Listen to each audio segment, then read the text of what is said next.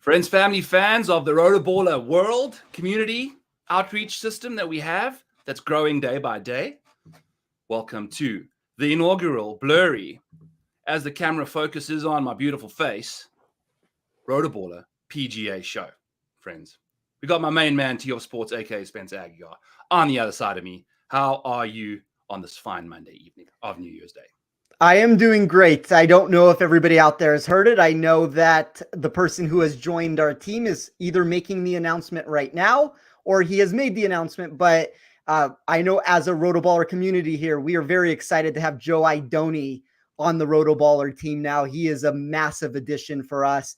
I'm really excited for what we have in store in 2024 for Rotoballer. And I'm excited to do this show with you, Byron, moving forward. I think there's a lot of fun stats, data, all the mix there that we can have on this show. It's, if you've ever listened to us before when we've put out content, you kind of get the best of all worlds with it. There's some tangents that will be taken, I'm sure, but very excited to do this with you, man. Absolutely. It's awesome. I love doing the Masters show with you every year, and now we get to do it every Monday, depending on how, now that Joe's on the squad, we'll see how things go. But we appreciate you all being in the chat. This is going to be a very interactive, off-the-wall, fun as hell kind of crash course of the week. Drop you any questions or things like you have in the chat, and we'll get to them at the end of the show. And just do that for us. And if you are looking to get involved in the Rotoballer community, get a hold of me and Spencer's premium products, along with Joe Nicely's stuff and now Joe Idoni's stuff. We're going to be, pumping out top tier stuff every freaking week for you guys. And we work so hard. There's not a team, I don't think, that works harder than the four of us in particular, and the rest of our other, complementary items that we have on our team. Use code TOFF for 10% off, or code Maniac for 10% off. Just get the whole platinum package. Don't go with Spencer's, don't go with mine. Just go the full Monty. That's what we're here for. We're all here to be a happy family, and it's going to be a good freaking time. So that being said, Spence, give the people a little bit of unlocking this golf course. What is one or two keys of success or a metric that you think is really going to be applicable, when you're kind of handicapping your golfers this week? I think it's an interesting course. So you have these slow Bermuda green complexes, the wide open fairways. That's going to be pronounced from the second you step onto the grounds. We see a 12% increase in driving accuracy, an 8-yard increase in distance. Those two factors are going to help to shift the GIR rate from 65 to 79%. All of that creates one of the highest expected green and regulation projections on tour yearly. Now, when you hear answers like that and you have easy to hit fairways, these massive green and regulation rates, a surge for distance, whatever the general ease ends up being for scoring, it's really easy to call this a straightforward test that has no bite to it. But I don't know if you saw this with your research, Byron, but one of the things I noticed is while you are looking at these 30 under par sorts of winners here, there's a couple concepts here that kind of do add a little bit more of that grit to the course, that even if the players are going to score. So there's scrambling that is needed. There's this around the green prowess that comes to fruition at the end of the day. There's this 3-putt avoidance that is really much more indicative here than on most birdie shootouts that you're going to find. I think it's one of the main reasons why a non-American has won this event 11 times since 2002. And then it's a venue that really does accentuate particular factors that are going to correlate well with scrambling. You can see that when you dive into the increase that players receive with their irons from both under 100 yards and over 200 yards.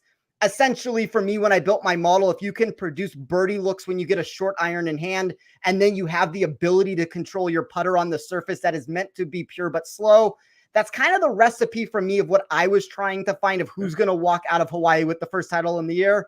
I think added distance does help because of the wide open nature, but when I built my model, and this is probably the thing that I'm going to use here just because I do think it was a little bit unique and different, I was more intrigued by how players increase their projection when given an easy fairway, the limited rough, over the straight return of length off the tee.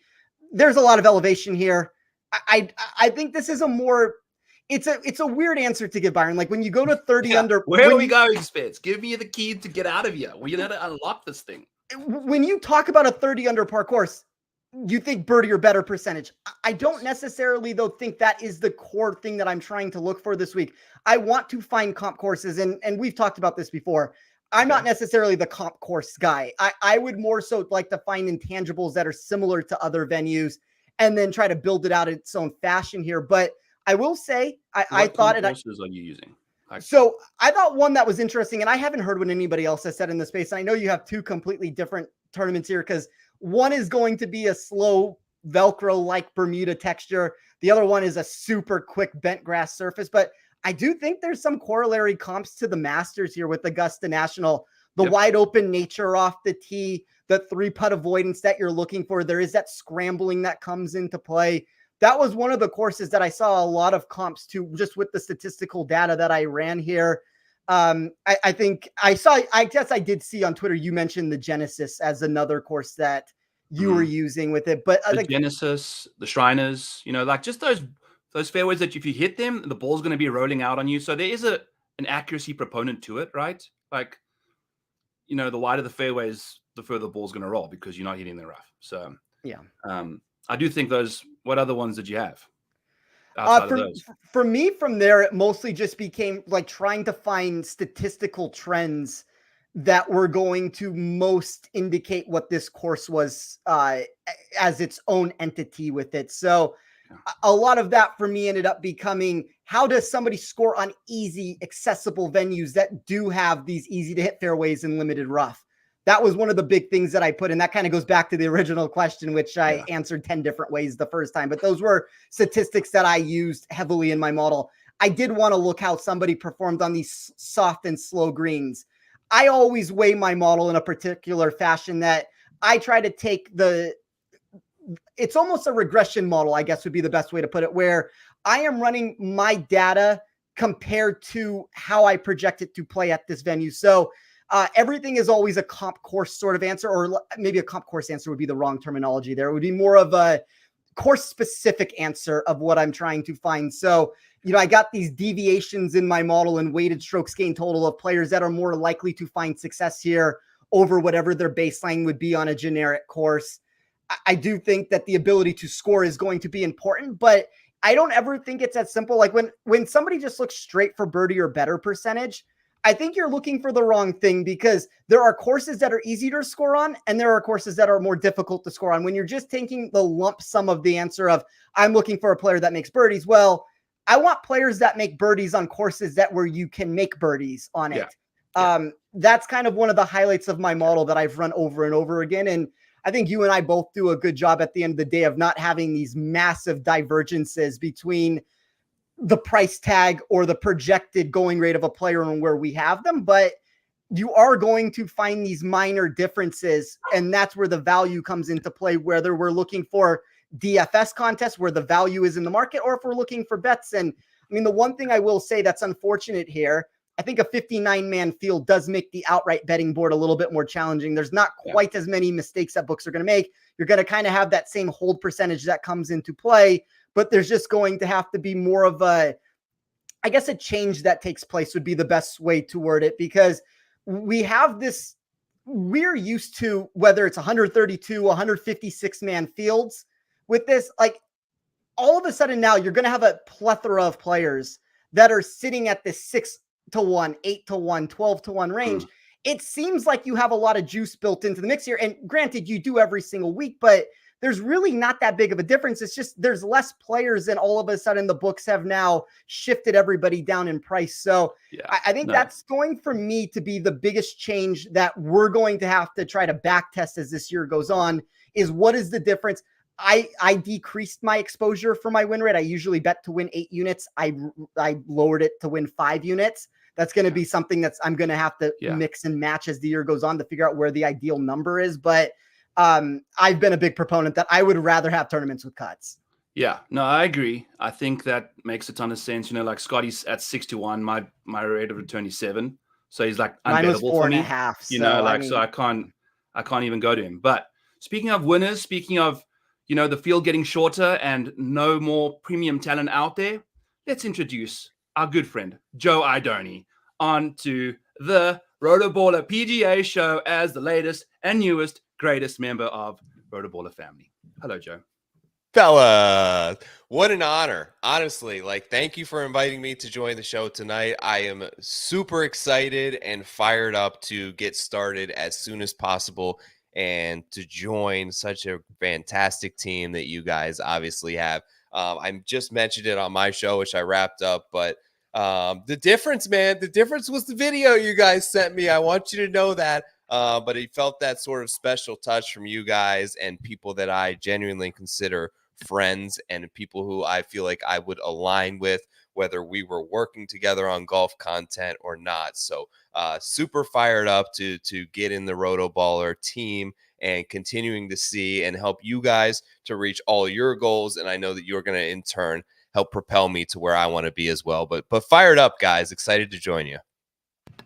Dude, you know, my dog's had the whole day to eat, and now she's eating right now, just like the Rotoballer team's going to be doing this season. No. Like, we are ready to get munching now. I'm excited. It's going to be great. You know, we had to pry you from a few other big names, but I'm really, really happy that you're on our team, and, you know, we're looking forward to really having a great year with you. We're really starting to assemble a good squad over here at Rotoballer. So I'll let Spence just give his little take on you, and then we'll get into some fun stuff. I've got some cool questions. The next segment we're going to get to is the bold and the beautiful.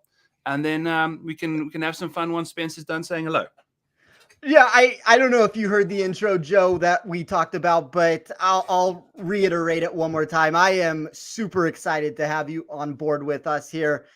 I think what we're trying to build at Rotoballer is something special, and there are not very many people that I would consider sharper in this space. You are at the top of the mountain of that. So I am very excited to have you here. I think we have a great thing going, as Byron said, and I am just very excited to get this going. Yeah, me too, man. Listen, I think that you two are.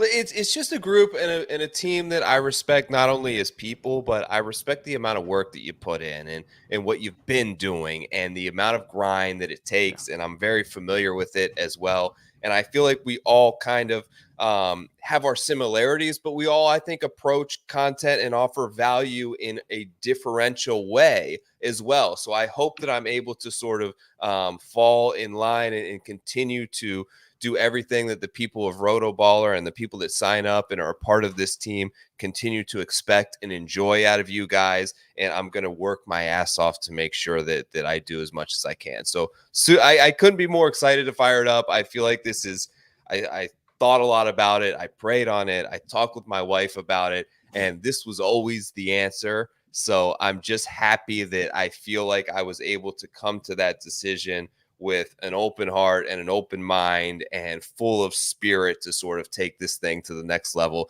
and excited for another golf season. Like, I'm a little bit rusty. I can feel it right now in my voice, but I'm also coming off COVID. So I'm just happy to be out of the protocol, man. I'm happy to be out of the house. I'm happy to be on a webcam right now, and just super excited for what's to come and what we all have in store. Yes, dude. We got golf, and we are a little rusty. I just said in a previous show, Xander Cantley. You know, they're basically the same thing, but very different in different ways. But how about this, Joe? The first question we're going to ask you as a hard and fast, bold and beautiful question here. Who's not going to win this tournament under 20-1 this week? God, this is going to be like my hardest take of the year, but I can't get there with Ludwig, man. I don't think he's going to win this. It's a silly take based on everything you would look at from a statistical standpoint, but with the layover, with no course experience here, and I just feel like I love him, but it's mispriced. It's mispriced at 14 or 16-1. And I can't get behind it when you mention you have guys with much more experience, with much more pedigree, not only at this course, but on the PGA Tour in general, in people like Morikawa and people like Xander and people like Cantlay and people like Max Homa that are all in that same range, which I still feel like if those guys were to go toe-to-toe and tee it up in every event in the fall with the ambition and the effort and the preparation that Ludwig were to attack, they would have knocked off a couple wins too. So I'm just going to maybe pump the brakes a little bit with some trepidation, but I don't feel like this is going to be his week on a brand new course that kind of mitigates his biggest strength, in my opinion. Yeah. I mean, he's 14-1 in the market there, and he's $8,700 on DraftKings, right? So like we don't know what's going on. And, you know, which one's right, which one's wrong. Usually the mark's a little more sharper. But like you said, the quality of field he's faced has been very lacking.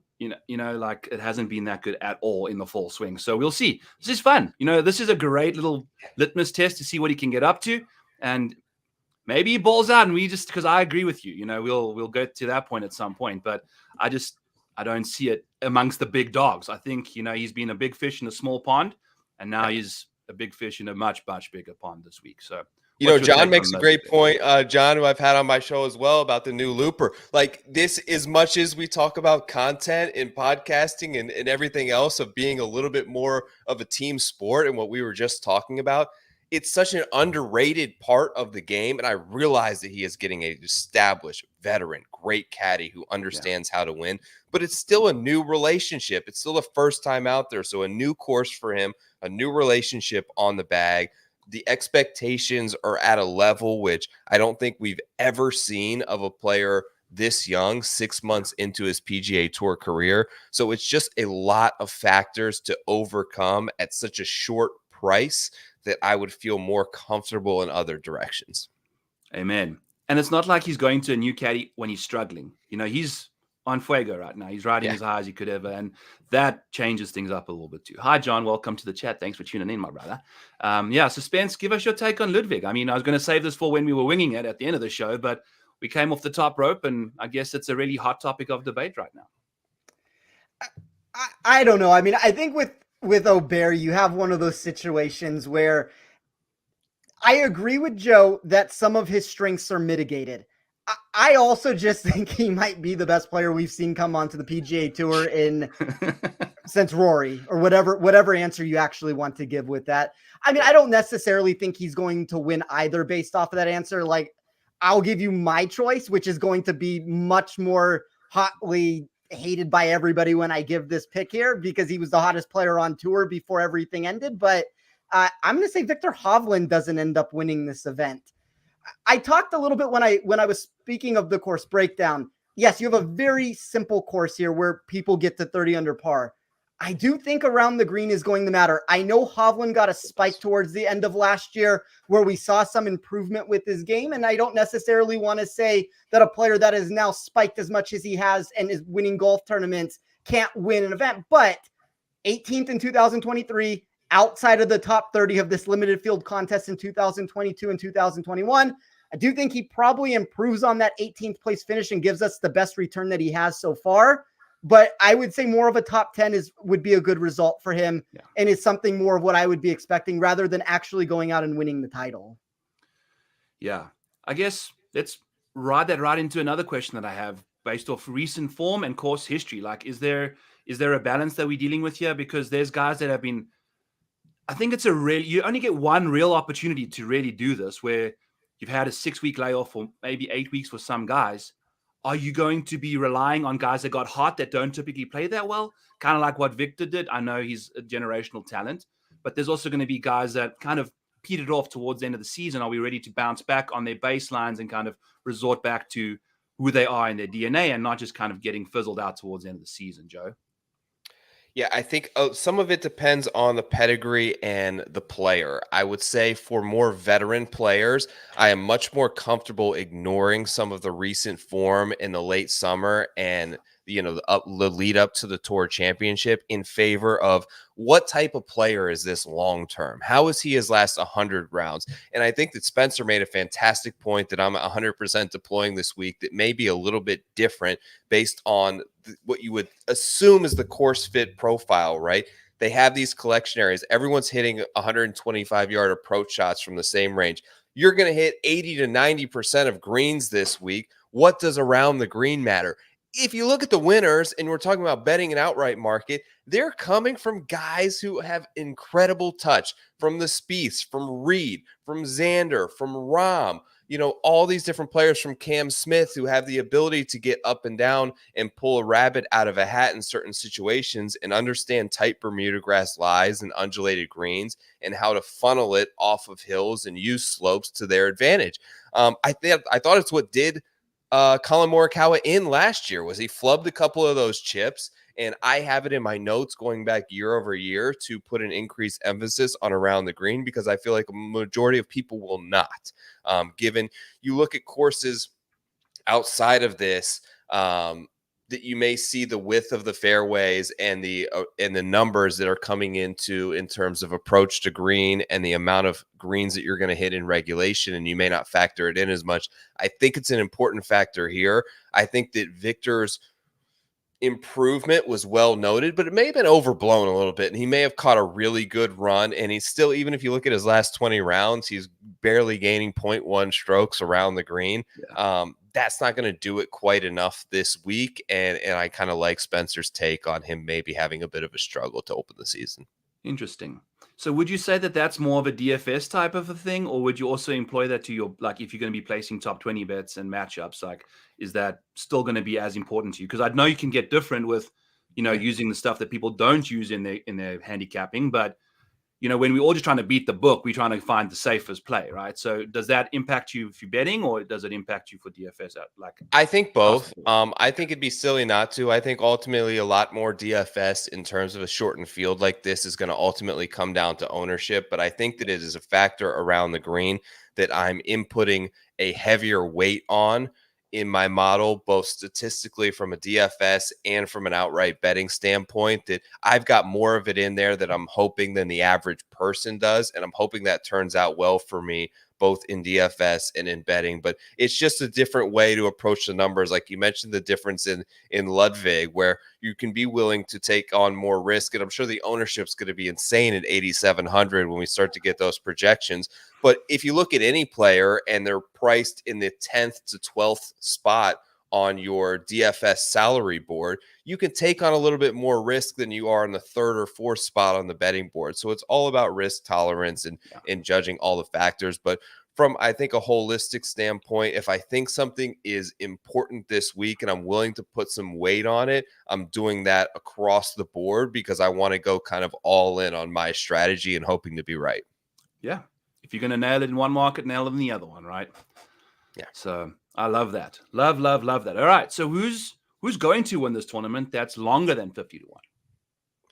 Spence. I'll give Spence a crack here first. While you think, Joe. I know you're ready to go. I'm ready, but I want to hear Spencer's. Yeah.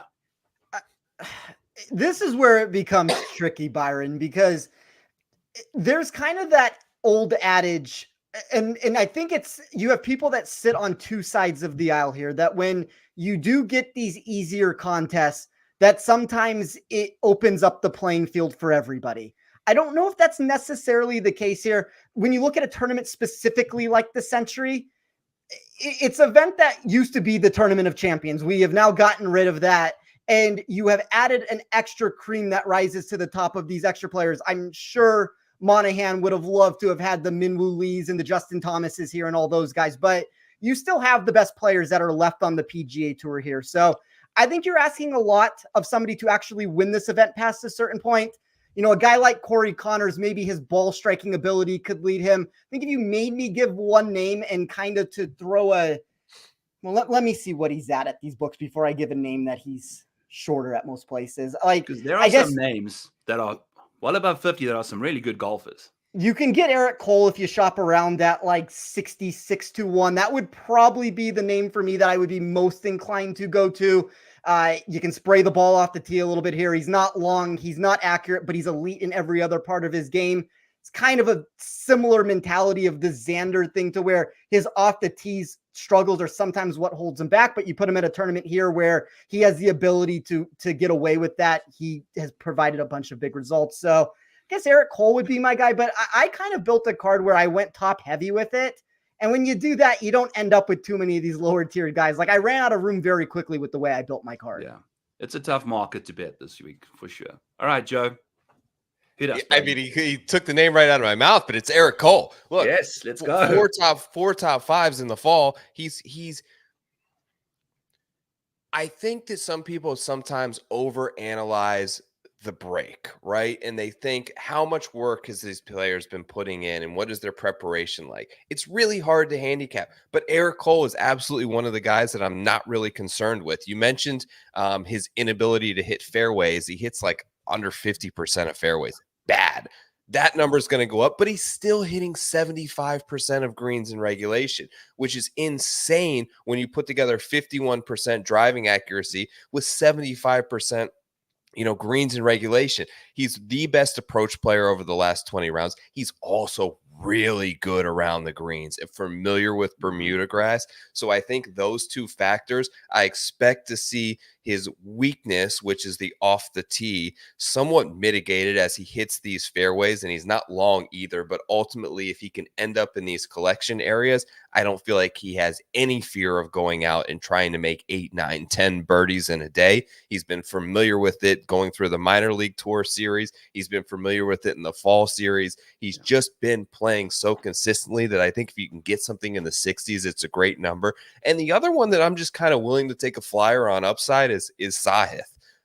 Super great hands around the greens. I mean, like Sahith has got a special innate ability to just pull rabbits out of hats and get himself up and down. He's a great putter. He's sort of bounces all over the place where you see a guy who misses the cut at the Worldwide Technology, top 20 at the Zozo. Also knocked off a win at the Fortinet. So he's got that win under his belt. I think that of all the guys in this range, when you're looking at Glovers and Strakas and Henleys and like all of the, I just think Sahith is going to have the most wins over a 5-year period over those guys. And I think the upside, particularly in an outright betting market, which is what you talked about from a long shot, if you can put him there in a 59-man field, I'm probably going to take that bet on any course because I really believe in the upside. Yeah. I just want to touch on that really quickly with Sahith, and I'll also mention the Eric Cole thing. When we're talking specifically an outright market here, you want to find win equity. Like that is the thing that is most missed by people in the space, that their player comes in 9th place and it's like, oh, well, we had a chance on it.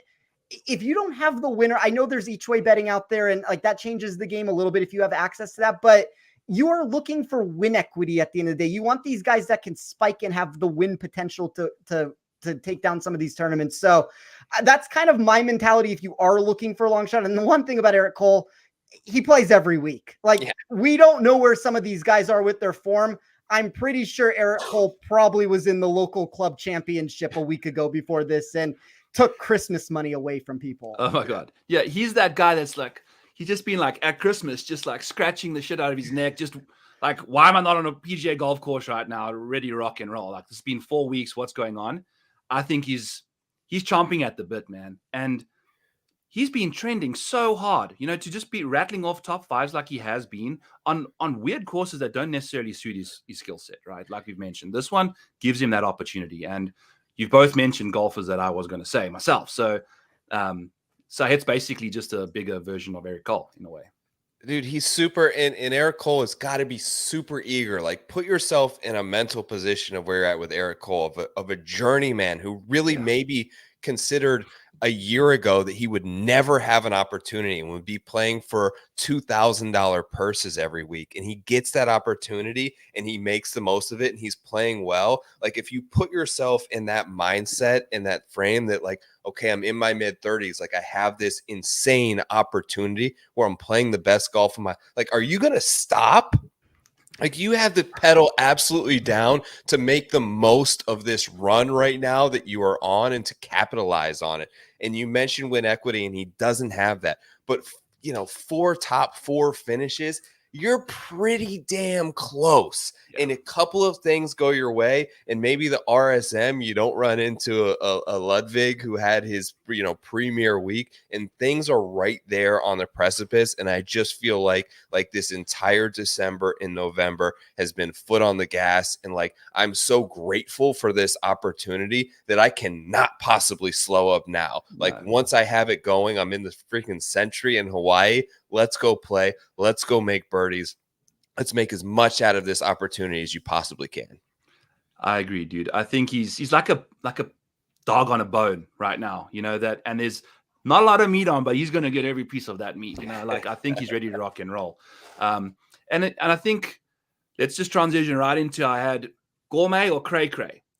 Who the heck are you willing to pay up for this week in DFS? Whose price is worth it? Might be a little spendy, or is that Cray Cray? And for me, the first one off the bat is Xander at 10K. I know the course history is great, But if you're going to be telling me to take a guy that's third in the DFS salary tier that hasn't won a tournament of any substance, I know the Genesis Scottish Invitational, whatever he did there, but he was having like this miraculous 3-week stint, where I think he forgot that he's not a closer in a way. I've got this thing against Xander. I just don't think he's got that it factor.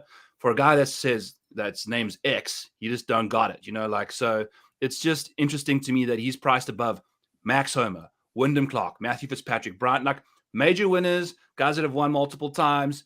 All these people, Colin Morikawa is like $1,000 cheaper than him. It's like, to me, that's a cray price tag. It's not, he's gourmet, but that's not the price I'm willing to pay for that. So is there a name that kind of sticks out to you two that's above 8K that's either gourmet that you're willing to go to, or cray that's a little too high for your budget? I'll go with Spence first. I think the Xander call, the reason why I would be off of Xander, I know his course history has been good here. I would so much, and I guess I will use this as my answer, I would so much rather go up to Scotty Scheffler at $11,000. Like if you're directly comparing, I would rather have Cantlay to Xander. I would rather have Scotty to Scheffler. I think it gets close with the decisions of Max Homa and Fitzpatrick and some of those names. And I think that's where it comes down to ownership. But the problem is Xander is going to carry a lot of ownership with him. So I would rather just get my exposure in DFS. And I think you're going to have to pick and choose your spots. And I give this answer every single time that we talk. And I just want to preface this for anybody who has not listened to me on a show, or, you're tuning in and you're like, when I talk about fading somebody, it's always contest dependent. That is the number one thing to keep in mind, because in a 500 person contest, ownership doesn't matter as much as if you're in a 20,000 person contest. So I think that's one of the big things to keep in mind. But, I think regardless of that answer, I am still so much more inclined to want to go to a Scotty or want to go to a Cantlay up top than I am to want to go to a Xander. So I'm going to be lower on Xander. I'm going to be lower on Hovland for all the reasons that I talked about. I do think that if you're trying to find a name in that $9,000 range, or a couple names in that $9,000 range that can carry some leverage for you, I think Fleetwood's a really intriguing option. I think Fitzpatrick's a really intriguing option. Those are two guys that kind of carry that scrambling ability, the short game that you're looking for, that I think can find success here. So I'm going to be conducting a lot of my builds with the Scheffler, Cantlay, Fleetwood, Fitzpatrick sort of start, and whatever combination that ends up being. Okay. Yeah. Okay. So I guess I'm kind of have a little bit of a two-parter here. Fitzpatrick is the unique one that I'm going to have ownership in, that I think may go a little bit overlooked here at 9,500. I think a lot of people will want to just pay up a few $100 for Homa or Cantlay, and then they're going to gravitate toward Morikawa, right? I think that Fitzpatrick, with the 7th place here last year, he finished 4th at the Hero. I love his ability to scramble and putt, particularly on these tight Bermuda grass greens. I just think that that's going to be an advantageous position to have in DFS formats. But the cream of the crop is Scotty Scheffler. And it's amazing, guys, because of these players. If you look at like Hovland and Cantlay, and you're like, how much more can like they squeeze out of this orange and like improve? You're talking slim. Like Scotty has, it feels like he barely touched the orange, right? There's so much there if he can just improve the putting. And the switch to Phil Kenyon as a putting coach, I think, was a great move for him. The switch in the putter, I think, could hopefully free him up. There were some mechanical issues that people smarter than me identified sort of with the stroke. But, when I talked to Denny, Byron, like Denny is like, everyone on tour has a really good putting stroke, right? It's about reading greens. And I think he was just very indecisive on how to read like a 6 to 8 foot putt. He was bringing in Ted all the time. It was just getting very cloudy from a decision-making standpoint. And I think that's what Phil Kenyon has helped clear up for so many guys. It's what he did for Brooks. It's what he did for Cantlay. It's what he did for Homa. Like, I think that adding him as a weapon in the coaching frees him up mentally. And it's not so much about the stroke, because you look at like when he would miss putts, it wasn't like he felt like he pushed them or like mishit it. He's like shocked it didn't go in because he just simply misread the putt. Like the stroke is okay. He was just misreading it. There's so much left to squeeze. He had a good year putting at this course last year. I think if he can just trust himself, he is the best guy getting to the green in the field, in the world right now. And it's by a significant margin. So if I'm going to pay up for the cream of the crop, it's going all the way to the top with Scotty. Yeah. I think you also get a 33 spot improvement in my model on these specific green complexes over his baseline projections. So give me this type of a course where you get this slow, soft Bermuda surface, and he's really good at avoiding 3-putts. So I think if he's going to have one of those bounce back spots that we've been waiting for a year now with the putter, if he gains strokes with the flat stick, like he could get to a number that is out of control. Yeah. And it kind of ties it back into, this is the opportunity that you have now to pounce on someone who potentially can show up with a completely different skill set than when they ended the break. You know, like he's had all this time. I bet you he's been doing whatever he's got to do. He's number one in the world. He doesn't want to get that taken away from him. And I think this is and at 11K, we've seen this guy at 12-4 in bigger fields and stuff. Like, you know, there's no Rory in this field. There's no Rahm in this field. Those are the two guys that are usually making his price a little lower. Not. So love us some Scotty. I think, you know, it's value at 11K for sure. So someone else I'll throw out there as well is Patrick Canty. I'm really high on him this week. He's been super close a lot of times and just, you know, I mean, the guy's an elite birdie and easy scoring conditions kind of guy. So I think he's going to be my number 2 behind Scotty for sure. Gourmet, Cray, under 8K.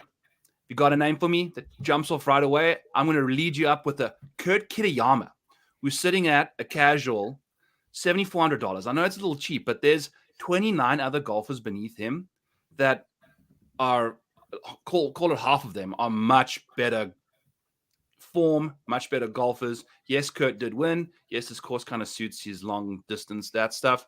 But he's not playing good golf right now at all, and he's $7,400. So that's a cray price to me. You know, I don't think I'd be going anywhere near Kurt Kitayama under the 8K range. I know that's not what a lot of people want to talk about, but I'm going to touch all parts of the board here today. So, Joe, go back to me there on a sub 8K guy that you are going to be staying away from. Sub 8K is probably like I have no interest whatsoever in the guys at the bottom, like English and Griot. The one that I really don't have, like, I need to see something from, because I'm worried about this player and he's just above this. So forgive me for mentioning the name, but Cameron Young, I can't do it anymore. Like, the approach play is so bad. He's maybe the worst around the green guy in the entire field. He just got rid of a veteran caddy in Paul Tesori. Like, I just think that everything around him right now is kind of a mess. And a guy like we talked about, and they're different players, right? I think that the ceiling for Ludwig is infinitely higher than Cameron Young. But we're talking about guys who came in as rookies with a ton of expectation. And the expectation that he was going to be a 10-time Ryder Cupper and a threat to win any major championship for the next 10 years was there for Cam Young. And it all sort of is going the wrong way mentally. It's going the wrong way physically, both on the golf course and off the golf course. So he's a guy that I can't get anywhere near behind at his price point, just above 8K there. I will just quickly add before we go to Spence that I'm going the opposite direction. He's dating a new chick. You know, the Emperor's got his new groove. You know, like, that's how I'm going to look at it. He's immensely talented. You know, you don't just play the kind of golf in majors that he does. You don't just, you know, do the things that he did. I mean, if you're looking for someone that can play and make birdies at the match play, he was like a ridiculous amount under par when he had his new girlfriend on the bag for the first time. Now, kicked her to the curb. Whoever, I don't know, John, do you know who in the chat here who's Cam Young's caddy this week, even though he looks miserable? Miserable golfers can sometimes play well. I don't know. I think people are going to be off him. I think we've had a break. I think there's a reset opportunity. If it comes out and he plays terrible, then our chances come and gone, and then we know what we're dealing with, you know. So I'm fine with that. Spence, who's your 8K? Cray Gourmet.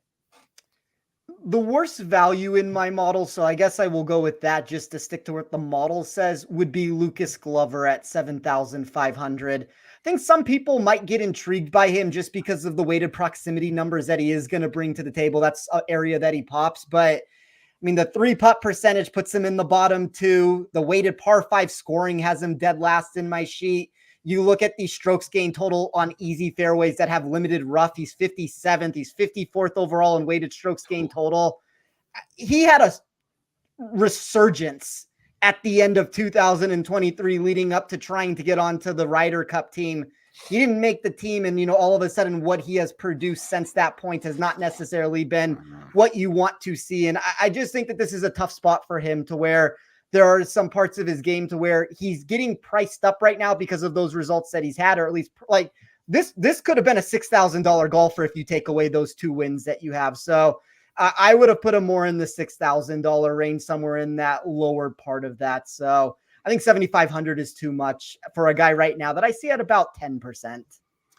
Yeah, no, I think that's very important, because I mean, we were dealing with like a very finite sample size when he was doing that stuff, like playing this inspired golf. So I'm totally with you there. John in the chat asked, have you spoke about Matt Fitzpatrick yet? Yes. Spencer and Joe both like him. I'm not a big fan of him when he has to make lots of birdies.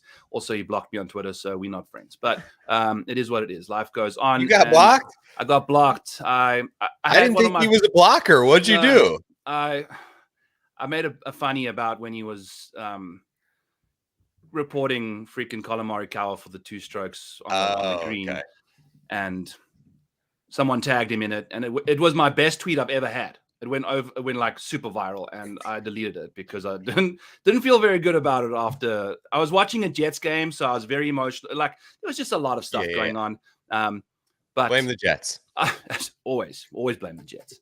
So yeah, crazy stuff on that side of things there with Fitz. And I did get the stack system for Christmas, by the way. That'd be fun. So your boy's going to be hitting some serious bombs nowadays. But that's neither here or there.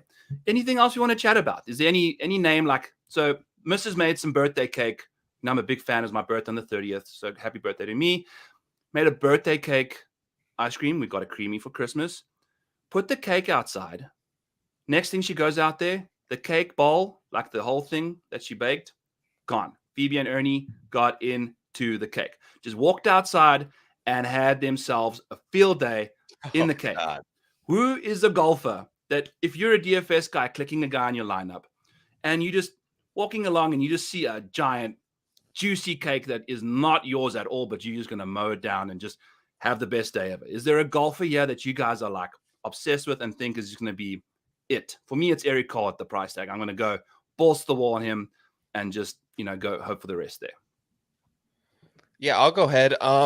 Listen, my guy, and I know a lot of people are going to say this, the same name down in the low, because if you go Scotty, you got to get down on that $6,000 range. I'm taking Eric Van Rooyen. Like, I'm going to eat the chalk. And here's the thing, guys, is like, you guys, I think, are smarter DFS minds than me, because you will play the game theory more than I will. But I've also had my best weeks ever, even in huge contests, eating a ton of chalk. So I know that it can be done. And I also feel like in many circumstances, people tend to overplay that card. I'm not speaking on you guys, but sometimes people will avoid an obvious choice like Eric Van Rooyen. He played the Alfred Dunhill, which wasn't great, but he's going back on 7 consecutive starts where he's gaining a ton of strokes on the field. He's playing great. Yeah. I saw him at the thing at Panther National, where I was in the fairways with him and JT and Xander and Ricky, and this guy is an absolute flusher. I couldn't have been more impressed with him. And in terms of PGA Tour starts, there are 3 guys in the field that are coming off a win in their last PGA Tour start, and 2 of them are in the top 3 on the odds boards. It's Ludwig, it's Scotty, and it's Eric Van Rooyen. I'll eat the 6,300, and it's risky because it's been so long, and expecting his peak best ever form to show up again months later in January, I know is a risky proposition. But if I'm going Scotty at the top, I've got to get somewhere down there, and I'm just going to eat the cake with EVR. Eat the cake. I love it. Eat that cake, baby. Birthday cake's good for everybody when it's not yours. Spence, who's your guy? So I had some interactions with him during the offseason. I think Ben On is an intriguing play for this tournament where he has a little bit of upside to him here. He's a name I'm going to find myself on more frequently than most users. I think Siwoo Kim is intriguing if you're just looking to throw a dart at the board. And then I guess the one name that I would like to just hear your guys' opinion on, just because he is having a caddy change, and we've talked about the opposite end of it, of Cameron Young losing Paul Tesori. What do we think of Brendan Todd getting Paul Tesori this week? The fact that Brendan Todd's like 6'2" or 6'4" and is one of the shortest golfers on. I was watching him at the BMW Championship. He's so tall. I was like, who's this tall ass dude walking? It's Brendan Todd. Like he's hitting it like 280, 290. Like, dude, you're massive. Swing the stick. You know, like I don't understand it. Like, what's Paul Tesori going to help him with? I feel like his game is just tapped. Like he's got the short game already. I don't think Paul's going to make him play much better than he is in that department. You know, like he's elite in that department, really. Unless Paul's going to tell him to hit it further. And that's the only thing that I think is going to be different. That you can go, Joe. Hot take. I was just going to say it's without understanding the relationship, it's tough for me to really weigh in if it's going to be a positive or negative. Like the thing with Cameron Young, if that relationship was so sour to the point where it was in a poor status, then yeah, I can see it as being a positive for Cameron Young. Same with Tom Kim. Like, I wonder how bad, like, where was that relationship at? And it seems so good. And why would a guy ever give up the bag of Tom Kim and a player who's 3 years younger than Ludwig? Well, because you're going to potentially get a generational talent and someone, you said, Spencer, that may be the most talented young player we've seen since the likes of Rory.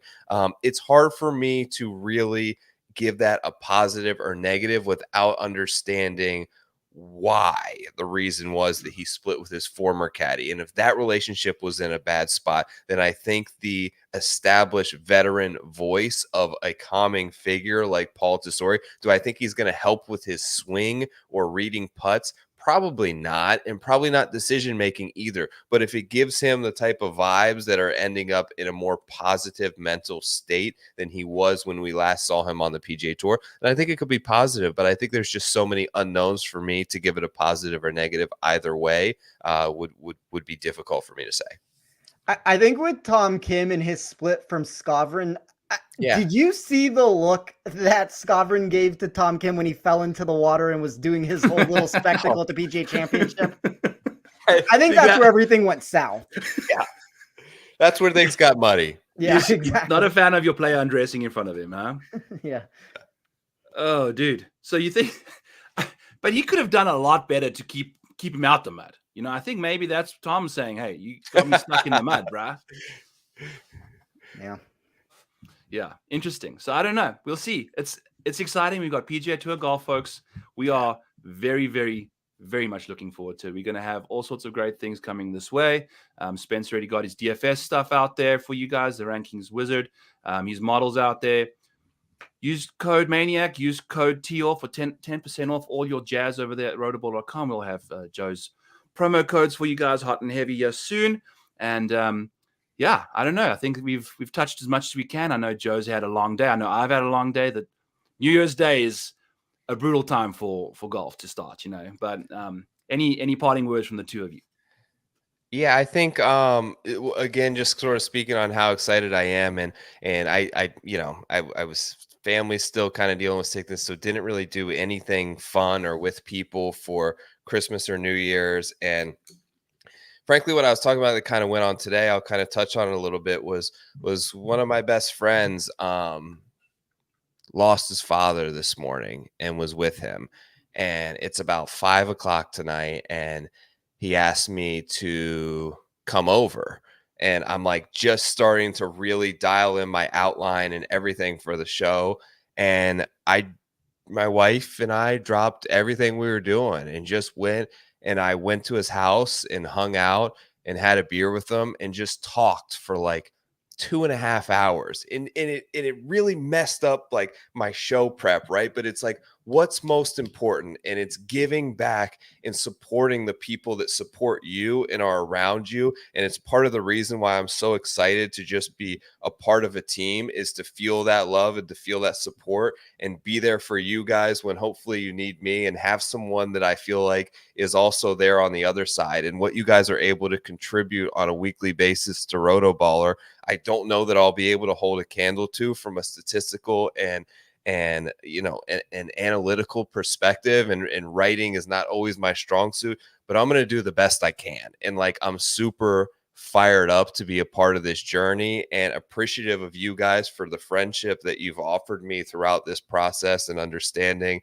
And it's just those type of moments that mean a lot to me. And we've talked a lot about it, Byron, and I feel like it's so much more than just content in many ways. And it's really been a positive force in my life, and cathartic for me, and therapeutic in many ways, to speak into a webcam about something that I'm passionate about, but also be vulnerable as a human and sharing those experiences and try to make those connections that are more. And I hope that that's what I can kind of bring to this team. And I hope that that's what I'm able to hopefully express to everyone out there, is to be there for one another. And that's why part of the reason I'm so fired up to get started with Rotoballer, and to be a contributing member of a team on a great mission with a great vision that I can be proud of.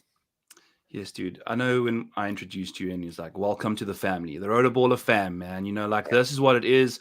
We're growing as brothers. You know, me and Spence have become such great friends through this all. Joe and myself, a few other guys on the Rotoballer team. We're all just there for each other, you know, even when, if we're bitching about outrights or we're bitching about life, you know, like, that's what we're there for each other, you know, like, so it's a nice team to be a part of, and we're trying to grow this community. And I think you're going to be a great stepping stone in bringing in people that just feel appreciated, you know, and just because you can be part of a big company that provides you with picks and things like that, but if you don't feel like you're part of the puzzle, it can feel a little empty, even when you are winning tons of money, you know. So there's an element of that too there, and I know Spence will also, you know, second that. So Of course. yeah, awesome, man. So happy to have you on the show, Joe. Happy to have you on the team. This is the first Rotoballer PGA show. It's you threw a wrench in the works with your fantastic, you know, news this week. So we'll figure out a nice, solid, reliable time to bring to you guys awesome content and all of our hard-earned thoughts and things. So for those of you that did tune in the last minute, we really appreciate you all doing that. Always just check out the Rotoballer PGA Twitter account. Use all the tee off stuff. And we'll catch you later on in the week. Cheers. Cheers.